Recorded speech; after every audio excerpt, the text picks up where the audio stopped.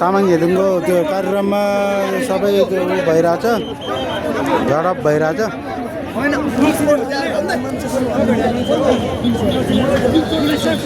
एकदम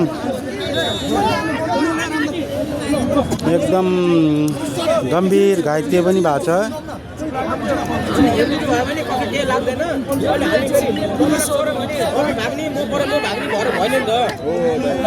एक लठीमा हामी भाग्नु भएन नि त। कहाँ तिनीहरूले एक लठी हानिदियो भन्दैमा भाग्ने हो त। अनि 20-30 जना त के पर्दैन भने अहिले सबैजना मिल्यो भने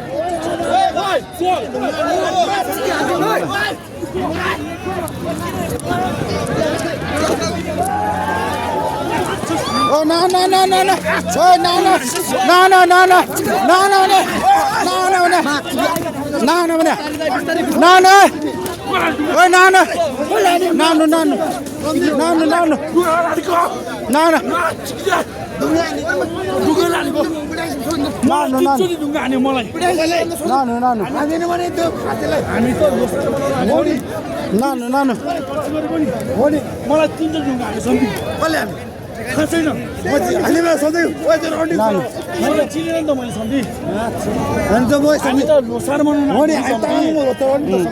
हाम्रो त इज्जत बिग्रियो नि त हो।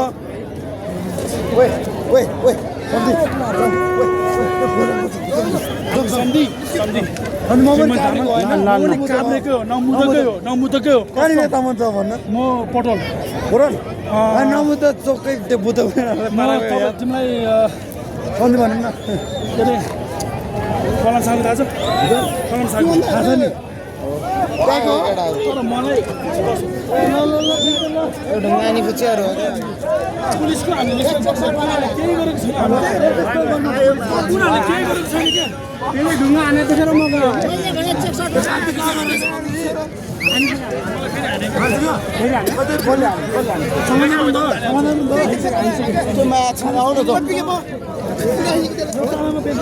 खायो, एकजनाले त खायो, धोपी खाएर गयो। अब अरू चाहिँ अब भेटेन। यस्तो ठाउँमा ढुङ्गा हान्ने हो त भने क्या हो भने तामाङको बेइज्जत भयो नि त यार। त्यही त रमाइलो गर्न आएको सबैजना ढुङ्गा हानेर मोजीहरू